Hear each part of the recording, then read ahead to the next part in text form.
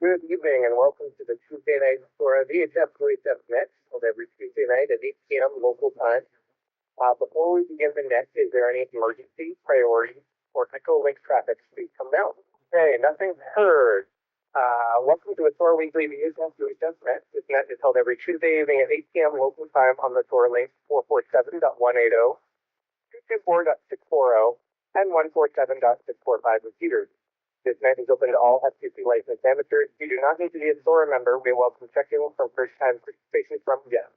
For our discussion tonight, I had a thought and wanted to get some feedback from the members of the net and ask what are some things that you think could be done to help either lower the barrier of entry or just make it easier for those who are trying to get into the hobby. Or what are things that you wish were lower barriers of entry or easier for yourself? Just as we're kind of practicing the craft, keep that in mind. And as always, feel free to share any other topics or questions around ham radio. Firstly, do we have any announcements from the club? Okay. Go ahead, Ray. AE68. Well, I maybe spoke out of turn because I don't have my calendar in front of me. I just want to remind people the next upcoming meeting is this month this year. I believe it is the 16th, but whatever the third Monday of the month is, because we started off with a Monday, it comes up pretty fast. All righty. Thank you very much, Ray. Yeah, please. I'm going to start this month if I can. So please check out SOARA.org for more information. Are there any other announcements from the club? All right. At this point, I will be taking seconds. Please give your name, call sign. If you feel like giving your location, that'd be great. And let us know if you'd like to participate in the discussion. As a reminder, the discussion are what are things that can be done to help new people find the hobby or lower the barrier of entry. If you have any thoughts around that, or against anything else related to ham radio. Sorry, go ahead and give your name and call sign now. N60SB, November 6th, Echo Clear, Golf, Glenn, Vision Deal, and sorry, I can't be involved with it starts in the night. Echo Sierra Golf, thank you very much for your check-in. Hope to hear from you next time. Anyone else want to check in for the net tonight? Alpha India 6, please. It's the Echo, check-in only. Dr. Check-in there, Mike, thank you very much. Anyone else? That last operator, please come again. I caught maybe the last letter of your call sign, and I took you with the shout out. Please come again. November 6th, November Hotel Papa. That's exception. November 6th, November Hotel Papa. All right. Anyone else? All right. I am real scratchy on the inbound tonight. I have no idea if that's affecting my outbound, so if I lose you, I do apologize. One last. Kilo, November 6th, Alpha, Sierra, Romeo, Dion. Okay, got in Dion. And Ray, I set you in at the top of the list. So we will start with you if you're there, and if not, we'll move on to, I believe, November 6th, November Hotel Papa. Well, sorry to disappoint, Ted, but yes, I am here. This is Ray, AE6H. Your question is, I'm not sure what we do to attract more people to the hobby. We've been racking our brains, and was partial discussion of the board meeting last night is what do we do to encourage more people to become hams, and of course that way more potential members for SOARA. As far as lowering the entry barriers, I think the bar is down pretty low right now. Basically, all we require you to know a little bit about the operating rules and some very basic things, very fundamentals of radio and electronics. Almost simply, the biggest barrier for most of us was the code, which of course disappeared many years ago.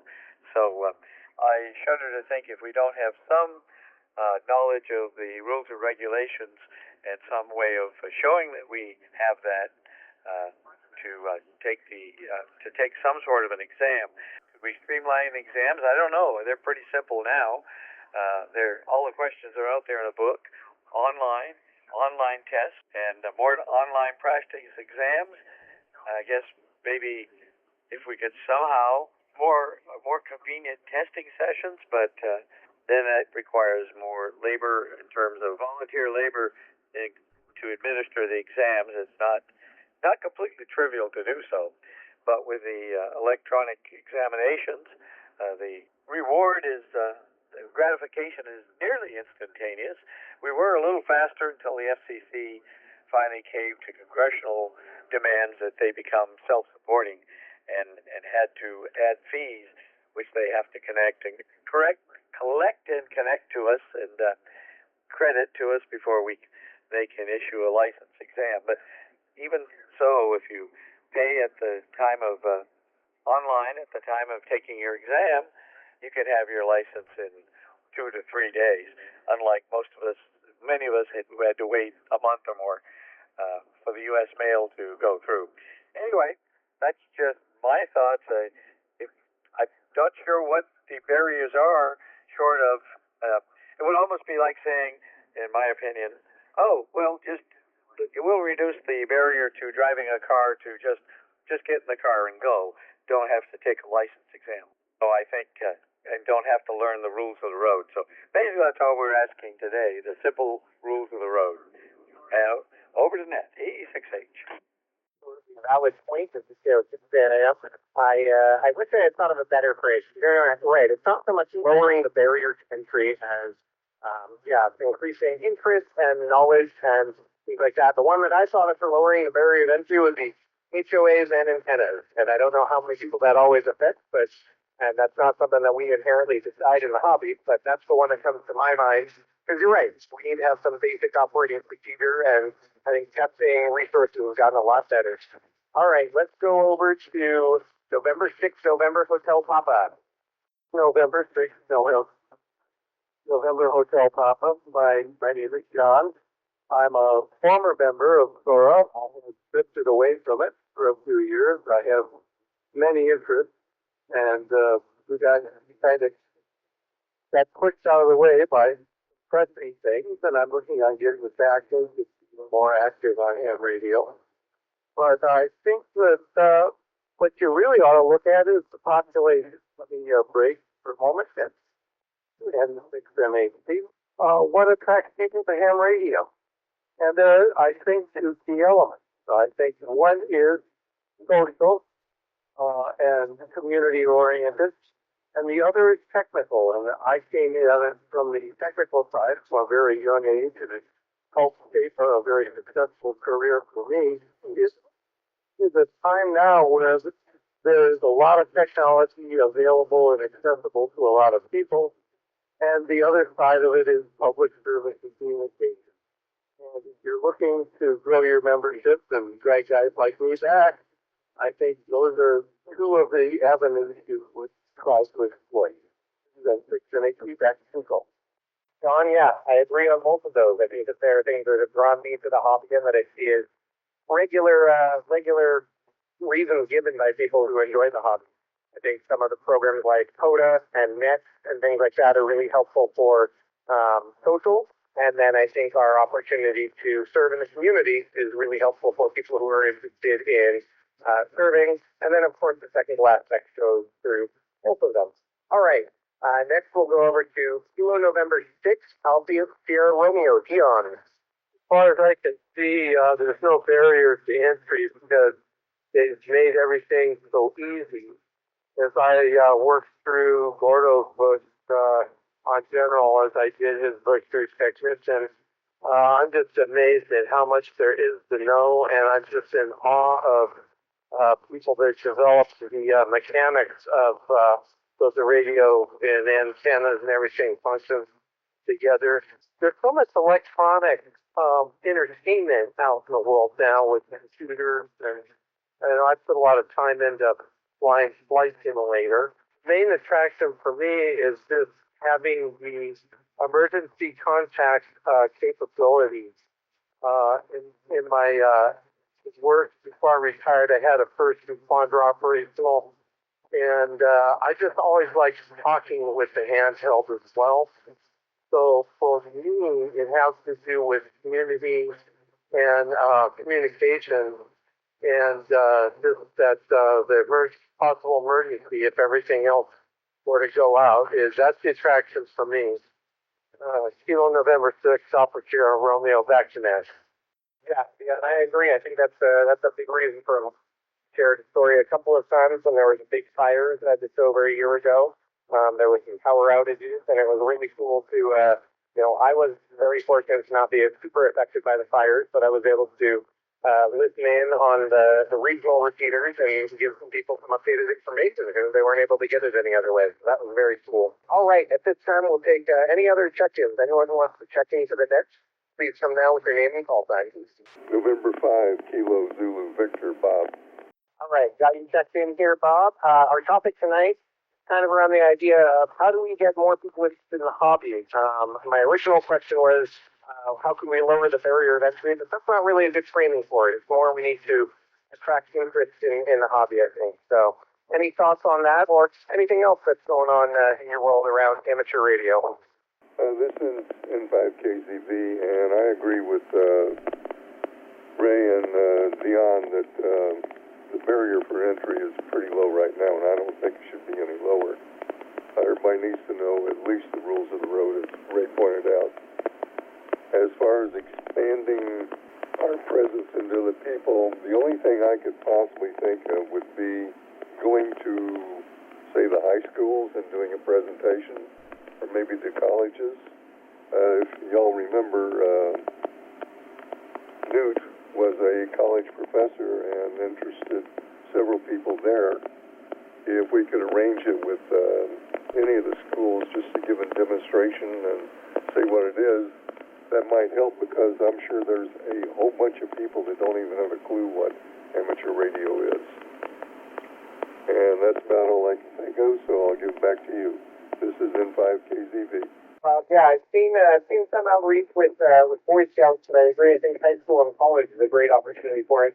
And it was on my mind today as well. I got kind of being a little radical around Saddleback College's broadcast radio and their TV station. I thought that was really cool. I spent some time listening to it, reading up on a few things, and I don't know that they can offer amateur radio in the course itself, but I know there's a lot of crossover, and Canute, who taught there for many years as in, I believe, electrical engineering, lots of crossover. So some outreach there may be helpful. It's definitely a spot to see if people are interested. All right, at this time, would anyone else like to check into the net? Please come now with your name and call. Hey, I am. Ted, are you still there? Well, this is AE6H. Is anyone else hearing me? Here's you. I don't know what you're coming through. Maybe they dropped the link.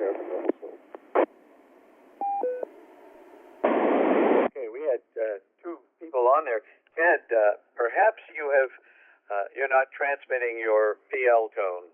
I assume you're coming into 44718 Santiago. When Bob transmitted, I could hear you, and that's because he invoked the PL with his transmission. And then, of course, as soon as he stopped, I could no longer hear you. Check your PL. Check your PL. 86H. Mike, trying again. Can you hear me? We hear you well now, thanks. 86. So very strange. I have made no major adjustments. I may have moved my stand slightly on the radio, so I'll have to figure that out. It goes from active to dead, and I expect that more out of digital than analog, but I'll keep playing with it. I was going to try a new radio tonight, it didn't happen. All right, back on course. I had a whole transmission out there agreeing with Bob around college and Canute, and I'll just say that I agree. I think some outreach is great. Would anyone else like to step into the net this evening? Take it away. Well, thanks, Ted. And yeah, I don't know if it wasn't your PL. It's kind of interesting that we could hear you whenever someone else transmitted, and that tells me that invoked the PL, and then we could hear you. So anyway, not sure what you're using for a radio and how difficult it is to change to transmit PL and not transmit PL. So anyway, I don't have much more to add. Yeah, we've been racking our brain constantly for years.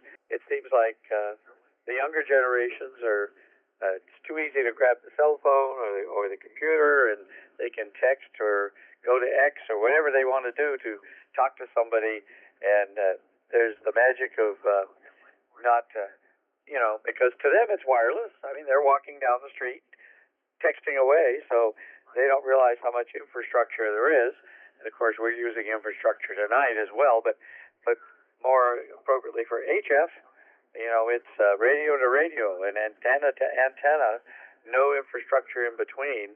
and the only infrastructure necessary is if you don't have a battery and you're operating off commercial power, you need that infrastructure. But anyway, seems, I guess, old hat to them and not all that exciting. But to me, it's still interesting to be able to pick up some. Anyway, that's all I have, and so I'm going to sign and listen out. 7-3, everybody. This is AE6H over to net. Thank you so much, Ray. Yeah, that's the thing about my TL tone. I'm not adjusting anything on this radio. I've been using this radio for this between that for 2 years, so I think that I'm just really on the edge of where things are, and maybe it doesn't get picked up clearly enough. But we'll figure it out. I want to play around more this week. Why I enjoy doing the net. I apologize to those who have to suffer through it with me. I will try and return the favor and help out. All right, at this time, we'll go over to November 6th, November Hotel Papa. John. Very much, 76 and 80. One other thought that occurs to me is because young people are introduced to technology on a user basis, you know, when they're 6, 7, 8 years old, that by the time they're in high school or early college experience, they're so inert to the technology being there, they have no appreciation for the complexity and the value it presents.